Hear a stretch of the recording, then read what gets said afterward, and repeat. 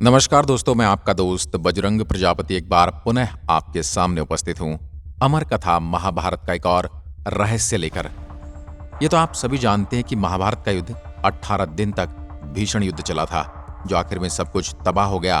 पांडव तो जीवित बच गए, लेकिन उन्होंने अपने सगे संबंधी, भाई, भीष्म पितामह आदि सभी को खो दिया था।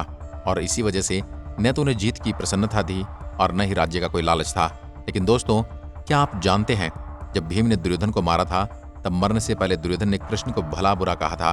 तब कृष्ण ने उसे एक रहस्य बताया था, और ये कौन सा रहस्य था, इसके बारे में आपको वीडियो में आगे पता चलेगा।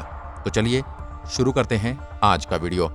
जब युद्ध में भीम ने दुर्योधन की टांग तोड़ डाली थी, तब तभी पांडव व उनके साथ उसका मजाक उड़ाते हुए उसे कई तरह की बातें सुनाने लगे। भगवान कृष्ण को जब ये बात पता चली तो वह उपस्थित हुए और उन्हें सभी को रोकते हुए कहा, जो मर गया उसे दोबारा मारना सही नहीं होता। ये तो मंदबुद्धि है, और ये उसी समय मर गया था जब यह पूरी तरह लालच से भर गया था। और भीष्म पितामह व गुरु द्रोणाचार्य जैसे ज्ञानियों द्वारा हाथ जोड़ने पर भी इसने पांडवों को उनका अधिकार नहीं दिया था। इसकी जो हालत हो चुकी है, उसके मुताबिक अब ये किसी से न तो किसी का मित्र है और न ही किसी का शत्रु है। भला इससे कठोर शब्द से और क्यों हाथ पहुंचा रहे हो? आप सभी यहां से प्रस्थान करो। कृष्ण द्वारा बातें सुनकर दुर्योधन क्रोध से भर गया, और आखिरी समय में भी वह झुका नहीं, बल्कि उठकर बैठ गया। अब दुर्योधन ने भगवान कृष्ण को भला बुरा कहना शुरू कर दिया, क्योंकि जो पीड़ा वह भुगत रहा था, ठीक वैसे ही पीड़ा वह कृष्ण को भी देना चाहता था।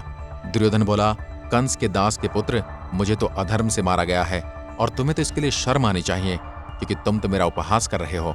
भीम तो ये भूल ही गया था कि उसने मेरी टांग तोड़ने का वचन लिया था, वो भी तुमने उसे याद दिलाया।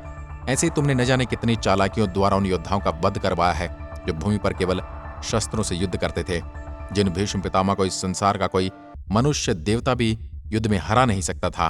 उनके सामने तुमने शिखंडी को आगे करवाकर अस्त्र त्यागने पर मजबूर कर दिया।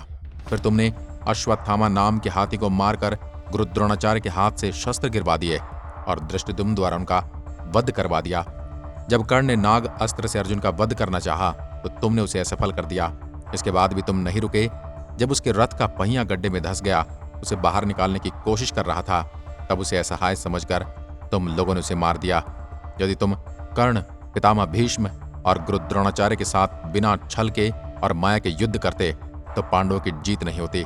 दुर्योधन की बात सुनकर भगवान श्री कृष्ण ने कहा, तुमने तो पाप का रास्ता चुना था, और कर्ण, द्रोणाचार्य और भीष्म पितामह तुम्हारे बुरे कर्मों के कारण मारे गए हैं। तुमने तो बचपन से ही पांडवों को मारने के प्रयास किए थे। जब बचपन में तुमने भीम को खीर में विष मिलाकर खिलाया था, और पांडवों को उनकी मां समेत लाक्षागृह में जीवित जला डालने का प्रयत्न किए थे। सबसे बड़ा पाप तो तुमने द्रौपदी का अपमान किया था। तुमने शकुनी के साथ मिलकर युधिष्ठिर को छल से पराजित किया था, जबकि युधिष्ठिर तो उस खेल को जानता तक नहीं था। जब तुमने इतने छल किए, तो मुझ पर छल का आरोप कैसे लगा सकते हो? तुम लोगों ने तो एक अकेले बालक अभिमन्यु को छल से मारा था, और पांडवों के पुत्रों को उस समय मारा जब वो सो रहे थे। इसी वजह से तुम मारे गए हो, और तुम्हारे साथी मारे गए हैं। गुरु द्रोणाचार्य भी अपने धर्म को पीछे करके तुम्हारा साथ दे रहे थे, इसलिए धृष्टद्युम्न ने उनका वध कर दिया। और पांडवों ने यदि तुम्हारे साथ यही बर्ताव किया, तो इसमें कौन सा धर्म है? उन्होंने तो अपने बाहुबल का आश्रय लेकर क्षत्रिय धर्म के अनुसार ही विजय प्राप्त की है। तुम पापी हो, इसलिए आज इस हालात में पड़े हो। तुम न तो बड़े बुजुर्गों की बात सुनी और न ही उनका मान रखा, इसलिए तुम मारे जा रहे हो। आज की वीडियो में बस इतना ही। अगर वीडियो पसंद आई तो लाइक कीजिए, और ऐसी वीडियो देखने के लिए हमारे चैनल को अभी सब्सक्राइब कीजिए। धन्यवाद।